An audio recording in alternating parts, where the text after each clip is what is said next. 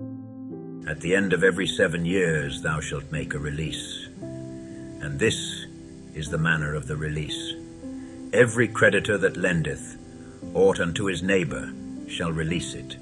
He shall not exact it of his neighbor or of his brother, because it is called the Lord's release.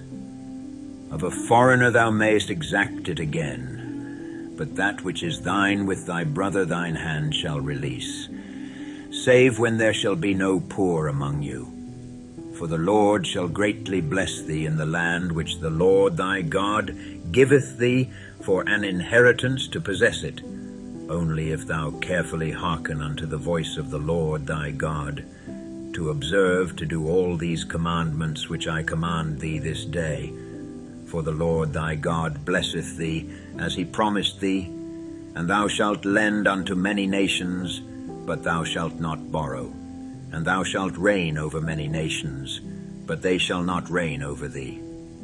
If there be among you a poor man of one of thy brethren within any of thy gates in thy land, which the Lord thy God giveth thee, thou shalt not harden thine heart, nor shut thine hand from thy poor brother.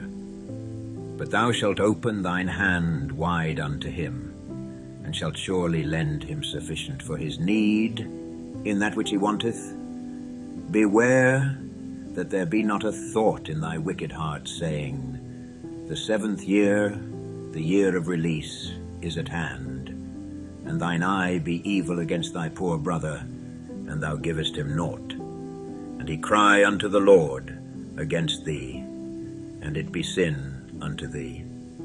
Thou shalt surely give him, and thine heart shall not be grieved when thou givest unto him, because that for this thing the Lord thy God shall bless thee in all thy works, and in all that thou puttest thine hand unto.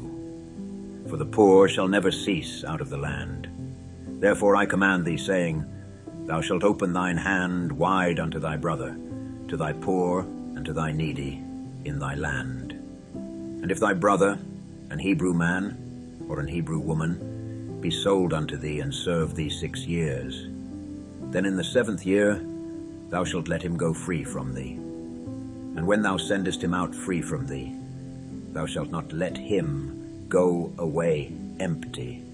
Thou shalt furnish him liberally out of thy flock, and out of thy floor, and out of thy winepress, of that wherewith the Lord thy God hath blessed thee, thou shalt give unto him. And thou shalt remember that thou wast a bondman in the land of Egypt, and the Lord thy God redeemed thee. Therefore I command thee this thing today. And it shall be, if he say unto thee, I will not go away from thee, because he loveth thee and thine house, because he is well with thee, then thou shalt take an awl, and thrust it through his ear unto the door, and he shall be thy servant forever. And also unto thy maidservant thou shalt do likewise. It shall not seem hard unto thee, when thou sendest him away free from thee. For he hath been worth a double hired servant to thee, in serving thee 6 years. And the Lord thy God shall bless thee in all that thou doest. All the firstling males that come of thy herd and of thy flock thou shalt sanctify unto the Lord thy God. Thou shalt do no work with the firstling of thy bullock, nor shear the firstling of thy sheep. Thou shalt eat it before the Lord thy God year by year, in the place which the Lord shall choose, thou and thy household. And if there be any blemish therein, as if it be lame or blind or have any ill blemish, thou shalt not sacrifice it unto the Lord thy God. Thou shalt eat it within thy gates. The unclean and the clean person shall eat it alike, as the roebuck and as the hart. Only thou shalt not eat the blood thereof. Thou shalt pour it upon the ground as water.